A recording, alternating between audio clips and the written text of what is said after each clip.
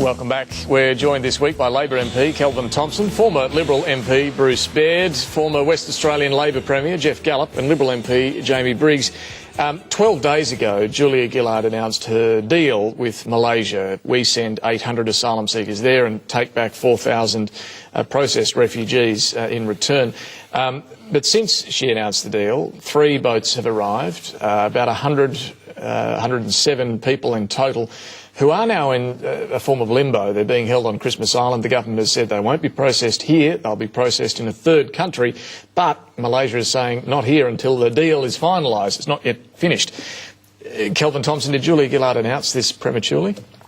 Well, if you don't announce these things, then later on you get accused of having entered into arrangements in secret. So in this highly transparent, accountable world, I think the government's in a situation where once it's made a decision or concluded an arrangement, it is under an obligation to announce it. And yes, there are details on this that are still being worked through, and the Malaysians are entirely entitled to say people are not going to come to Malaysia until this arrangement is concluded. But I think it's reasonable for the government to disclose what it knows. But you then have this situation where the deal hasn't been finalised, and these 100 or so people are, as I say, left in limbo. Why then does the government say they will be processed in a third country when no deal's finalised?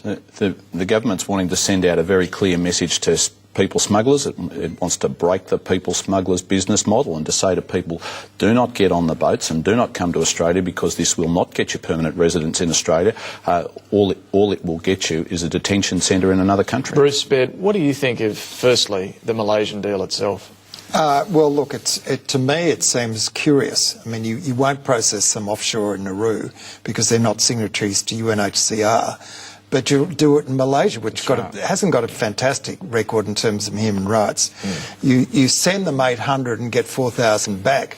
To the guys in the street and down the surf club, they say that sounds like a bit of a dud deal.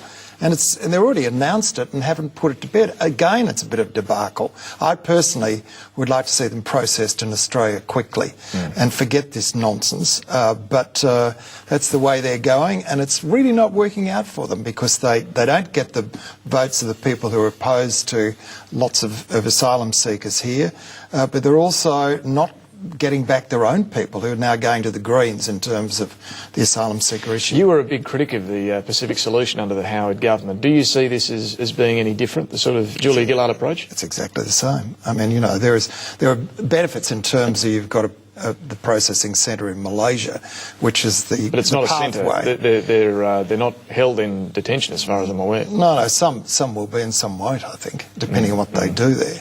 But, you know, it's a very curious arrangement with curious outcome. And why don't they, if they want to process them offshore, why don't they take it in Nauru? I don't support that. But you think Nauru would be better than Malaysia? Well, it seems that you've got a country that's ready to sign up, that will process them, and it's not a signatory to the UN, which was the criticism before, but no, there's Malaysia. So what's the big deal in that? I mean, it just, when we get to the Canadian approach, where you just process the people onshore, they go out in the community while they're being processed, the better we are off, and you take this whole stupid debate away. Well, the difference, I suppose, with Nauru is the government says the UNHCR will be involved in the processing of these people. Jeff Gallop, what do you think of this arrangement? Well, I mean, from the government's point of view, it would want to produce the results that they're saying they want of it, which is a huge risk.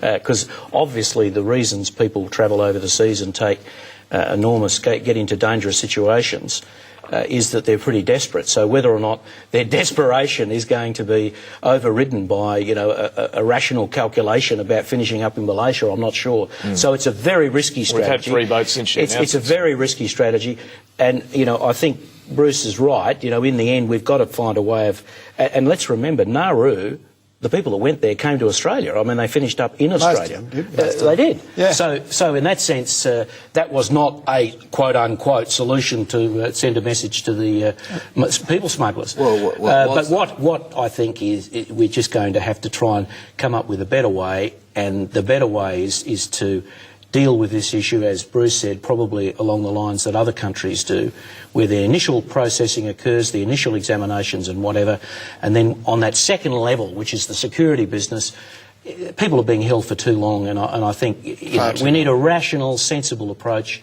Take the politics out of it. Very difficult to do it now. It's out of the bag. Yes, but it's out of the bag. Take the politics out of this one. Jamie Briggs, if Malaysia does finalise the deal, which Julia Gillard says they will, Thailand's also interested in a similar arrangement. Papua New Guinea's looking like it will agree to reopen the Manus Island Centre. Where does that leave the coalition? Will it be that different to your policy? Well, let's see them deliver this. I mean, we heard just before the last election, we had the East Timor plan, which was lost in the Timor Sea a few days after the election. We've now got this announcement, which the swap the boats idea, which we still don't have the detail on. And in fact, the Labor Party are going back to what they tried again last year, which was put a lid on the pressure cooker in the detention network and see if it explodes. And that's what happened. I mean, with this, in effect, suspension of assessments, you're doing exactly what happened last year, which led to some of the crises on Christmas Island and Curtin Detention Centre and Villawood. And they're trying that again with the suspension of processing. So the real problem here for Labor is that Bruce has had, in fairness to Bruce, his view on this issue for a long time. The Coalition's had our view on this for a long time. The Greens have had their view on this for a long time. The Labor Party doesn't know whether it's Arthur or Martha. It's trying to be soft to one group but tough to another. It doesn't know. What's the case for your approach, Jamie? I mean, what's the actual argument for the Liberal proposal? I mean, what result will come from it that's good for our country? Well, we don't think people getting on boats is a good idea. I mean, but how are you going to stop that? Well, we did stop it. We stopped it by a series of measures, including the use of Nauru, the Pacific solution. Yeah, but those people came to Australia. Some of them did. Yeah, absolutely. Well, most of them did. But Jeff, when there's a small So how does that group, send a message out to the boat? Well, it clearly did, because there was no one here. There was a dozen people in detention when Labor Party came into government. So it did stop the boats. Well, there was that was the whole purpose. Fair, there were reasons to that. We brought in some private members' bill, which had them moved out at fair speed. So I agree with the points you're making, Jamie. But there was a reason why there was so few left in there. Well, but the boats had stopped, though, Bruce. In fairness, the boats from 2002 had stopped.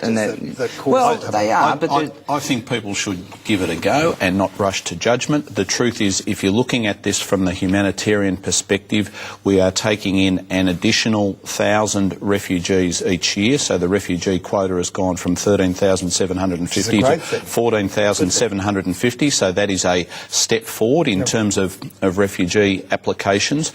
But we are seeking to use that to break the people smugglers' business model and therefore slow the boats. And that is something I agree with Jamie. It is undesirable to have people jumping on boats and risking their lives.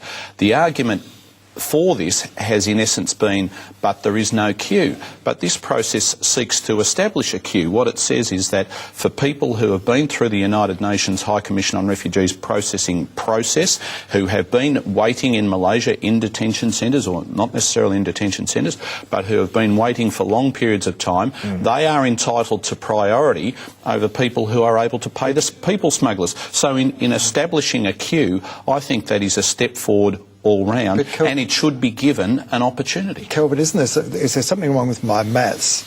800 we've got that we know will be taken. There's been about 6,000 people in the past 12 months who've arrived by boat. So that means an awful lot is still going to arrive here and be processed.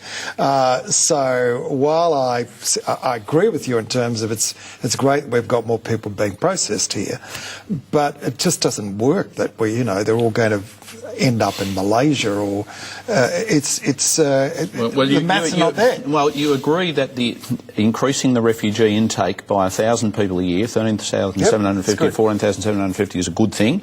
And if that is used as a lever to break the model and stop the people smuggling activities, that will also be a good thing. Now, but I can't quite follow the logic of that. If you're taking 800. For people smugglers, they do not have a product. If they cannot say to people, we will get you processed in Australia, why would people pay good money to do that? That is the plan. This is the debate that does tend to go around and around. I want to look at the somewhat related issue of immigration and population. The government has released its population plan after much consultation, but it's not gone with any targets for population, instead going for a community-based focus to make communities more sustainable, in particular trying to drive more migration to regional areas. Jeff Gallup, what do you think? Is this, well, I think is this workable, or do we need a target? Australia's grown at about 2% a year over the last 20 years, Kelvin, 2% each year. I think we continue around that level. And I think the figure presented was 36 million, wasn't it, by 2050? I think realistically that's where Australia will be. So to me the only question is, it is a good thing. Australia's always been, I think, its economy has been constricted by the limited size of the market. We have the potential, I think. Western Australia has had significant growth over the last 20 years, and I think that can be managed. It can be managed. Can it be managed, Kelvin Thomson? Look, I disagree with Jeff. I don't think that 36 million by 2050 is a good thing. That's a 60% increase in our population from where we are now. So if you think about the impact of that, A, on the environment and on endangered wildlife, secondly on carbon emissions. We were talking about carbon earlier tonight, and the truth is if you're going to try and cut carbon emissions by 60% by 2050, that's the government's target, at the same time as you're increasing population by 60%, but during that period, that is an incredibly tough ask. It is hard to reduce your carbon footprint when you keep adding more feed. They're not here producing the same amount of carbon.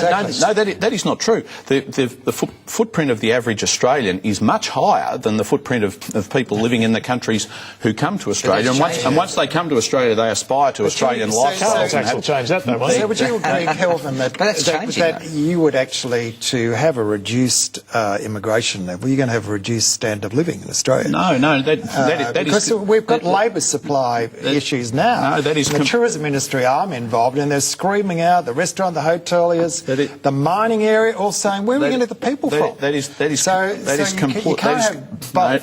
complete nonsense. The countries with the highest standard of living are countries with small and stable populations. If it was all about size, then the wealthiest countries in the world would be China and India, recent gains notwithstanding. That is not true. It is smaller countries like Switzerland, Norway, Denmark and the like, which have a small and stable population. Australia is a different... And Japan's problems, which is going back in terms of economy because they don't have the new migration sources coming to the country.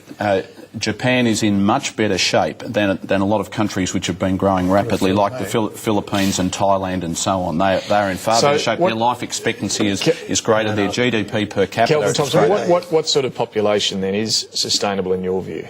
I think that we should be looking to stabilise our population, and if we had net overseas migration of 70,000, so cut it back from where it is now to where it was back in the 1990s, 1980s, we would stabilise at around 26 million by 2050, not 36 million, which is not stabilised, by the way. It's 36 and straight through. What would the birth rate have to do to reach that sort of figure? The birth rate presently, it's 1.93, so it's been around 1.9, and the demographers expect it to remain relatively stable through that period. So their advice to me is if you had net overseas migration at around 70,000 a year from here on in, you would level it out at around 26 million. And can I respond to Bruce's observation that we need labour and we're short of labour?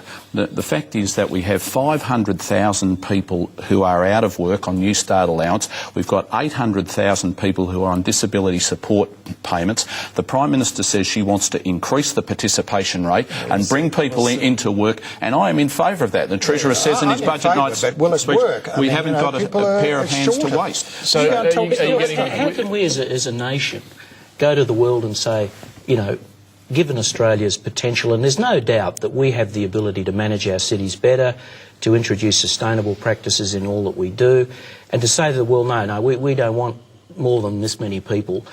When you look at the world, there's a moral reason here that we should take people in. No, moral and an economic reason. We will be of much greater assistance to other countries around the world if we are in a position to provide foreign aid, and I'm in favour of us reaching the United Nations target, and if we are able to act as a food exporter to countries which are poor. The truth is, Jeff, there are 2 billion people in the world who are living on $2 a day or less. Not Australia, not America, not any country can solve that problem. It's increasing by 80 million people a year by means of migration. Do you think there might be also the image offshore of not letting people come into this country that as before the election, both parties are talking about smaller populations, and I think that affected us and hurt us. Let me extend Bruce's argument.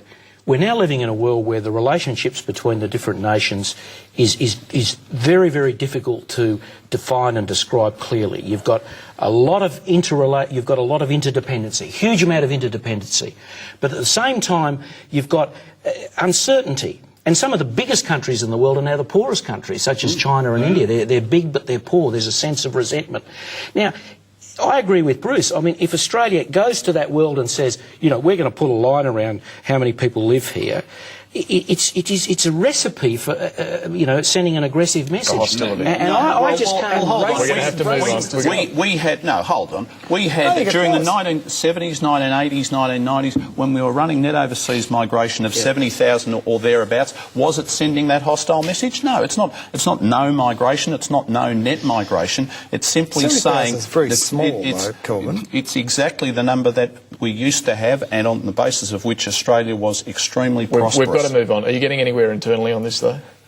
Well, I've got two-thirds or 70% of the Australian public say they don't support big Australia. Just not 70% of the Labor caucus. Don't support 36 million. So this is a debate which will continue. It will. After the break, we're going to turn to, a couple of other domestic issues. The NBN, National Broadband Network, launched on the mainland this week by Julia Gillard. Is it going to be worth the price tag? Stay with us.